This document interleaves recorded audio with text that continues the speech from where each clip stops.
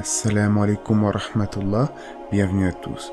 Pour ceux qui connaissent déjà la chaîne, vous êtes sans doute au courant que mes vidéos traitant des questions existentielles sont toutes réunies dans une playlist intitulée Réflexions, questions existentielles.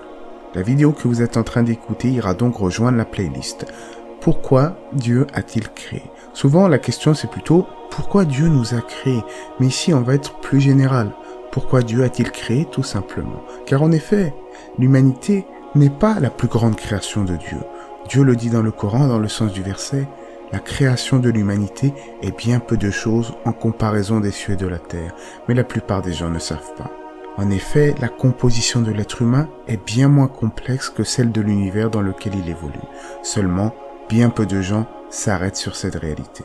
À cause de l'apparente suprématie de l'être humain sur les autres créatures vivant sur Terre, ses voyages dans l'espace, son avancement au niveau de la technologie, les connaissances, etc., eh bien l'homme devient parfois quelque peu arrogant. Il s'imagine être la chose la plus extraordinaire de l'univers. Mais si on regarde bien, la majorité des découvertes faites par l'homme ne concernent pas forcément l'être humain, mais plutôt son environnement. Par conséquent, les efforts de l'homme tendent vers le monde matériel plutôt que vers l'être humain. Et comme l'a souligné le verset, Dieu ramène l'homme à son véritable statut dans l'univers. L'humanité ne constitue qu'une petite partie de l'existence qui résulte de l'acte de la création. Alors, pour comprendre la raison pour laquelle Dieu a créé l'humanité, on va s'intéresser à une question encore plus fondamentale. Pourquoi Dieu a-t-il créé? Tout d'abord, la création, c'est la conséquence logique qu'on peut attribuer au Créateur.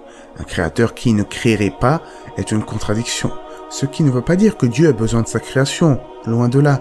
Dieu se passe largement des mondes, mais c'est plutôt sa création qui a besoin de lui. Mais, comme la grandeur d'un écrivain se reconnaît à ses écrits, eh bien on peut reconnaître la grandeur de Dieu par rapport à sa création en méditant dessus. Bien entendu, la création, au sens pur, est unique à Dieu. Les humains s'attribuent parfois l'action de créer, mais nous savons qu'il ne s'agit pas d'une création à partir du néant, car les êtres humains ne font que manipuler ce qui existe déjà, c'est-à-dire qui a déjà été créé par Dieu au préalable. Même les plus grands peintres et artistes, ils ont été influencés par quelque chose. Ils n'ont jamais dessiné quelque chose qu'ils n'aient pu percevoir par les sens. Toutes les idées d'artistes sont des reflets qui ont déjà été créés auparavant. Seul Dieu est capable de créer à partir du néant, sans modèle au préalable. Si vous prenez une feuille, que vous dessinez un paysage, vous dites, moi j'ai inventé ce paysage, mais en réalité vous vous basez sur des choses que vous avez déjà connues, des arbres, des fleurs, etc., des choses qui vous parlent. Mais Dieu, lui, on dit qu'il a créé toute chose à partir du néant, sans modèle au préalable. À travers la création divine, nous pouvons méditer sur ses attributs, sa grandeur, notamment ses attributs de pardon et de miséricorde, sa bonté. Les êtres humains ont été créés avec une conscience naturelle du bien et du mal. Allah a également créé des humains avec des désirs. Il leur a donné la capacité de contrôler leurs désirs. Ils peuvent soit choisir avec leur libre arbitre de contrôler ces désirs en respectant la loi divine, ou au contraire de suivre aveuglément leurs passions et leurs désirs. Dieu a créé les hommes tout en sachant que certains lui désobéiraient. C'est pourquoi il leur a appris, tout d'abord à Adam, la façon de se repentir afin qu'ils puissent se purifier de leurs péchés. À cet égard, Adam et Ève sont un exemple à suivre pour l'humanité. Ils ont oublié certains commandements de Dieu, Satan les a induits en erreur. Mais après avoir désobéi à Dieu, ils se tournèrent vers lui, le cœur repentant, et Dieu finalement leur pardonna. Dans la désobéissance des hommes à Dieu, il y a ensuite le repentir, et c'est là que va se manifester les attributs divins du pardon, de la miséricorde infinie de Dieu. Et le dernier prophète, le prophète Mohammed alayhi salatu wa salam, nous a dit, dans le sens du hadith, si vous ne commettiez pas de péché et ne vous tourniez pas vers Dieu pour lui demander pardon, il vous aurait remplacé par une autre communauté qui aurait commis des péchés et lui aurait demandé pardon. Et il leur aurait pardonné. Si Dieu l'avait voulu, il aurait pu créer les hommes comme les anges, incapables de faire des péchés, mais ce ne fut pas son souhait. Il avait déjà créé les anges. Les êtres humains furent créés avec la capacité de commettre des fautes, mais lorsqu'ils reconnaissent leurs erreurs, ils se tournent vers Dieu, repentant, et là, les attributs divins de miséricorde et de pardon se manifestent clairement. Ce qui nous mène à la justice divine, car certains se disent « Oui, mais c'est quand même injuste des gens qui vont aller en enfer éternellement. » Eh bien non, Dieu n'est pas injuste.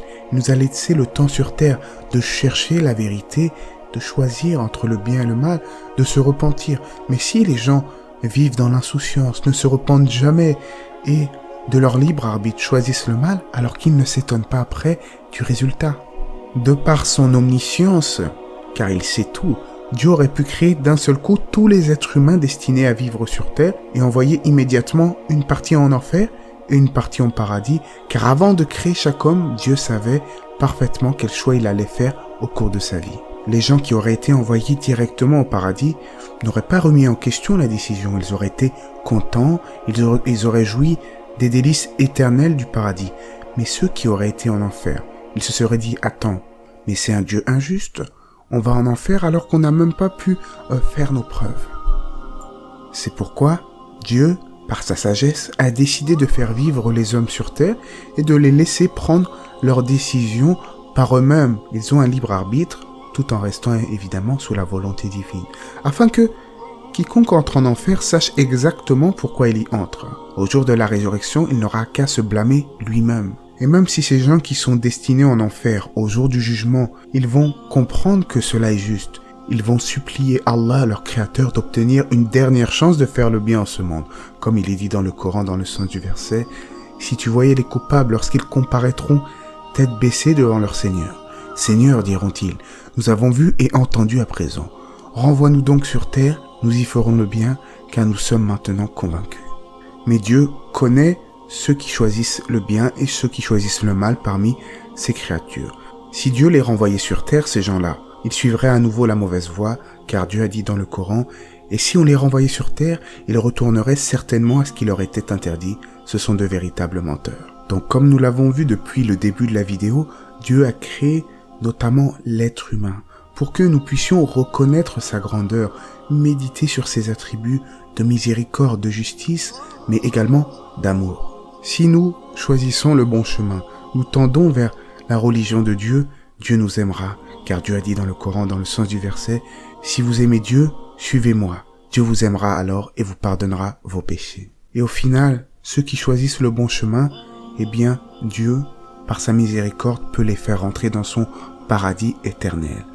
Mais pas uniquement par nos bonnes actions. Certains pensent qu'ils vont rentrer au paradis uniquement par leur hasanat, par leurs bonnes actions.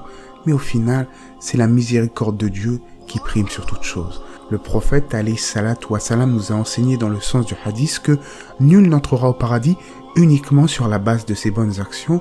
Et les compagnons lui ont demandé, « Pas même toi, ya Rasulallah ?» Et lui de répondre, « Pas même moi, à moins que Dieu ne me couvre de sa miséricorde et de sa grâce. » On rentre au paradis par la miséricorde divine. En conclusion, pourquoi Dieu a-t-il créé? Eh bien, comme nous l'avons dit, pour méditer, pour réfléchir sur ses attributs divins, sur sa grandeur et sur sa création.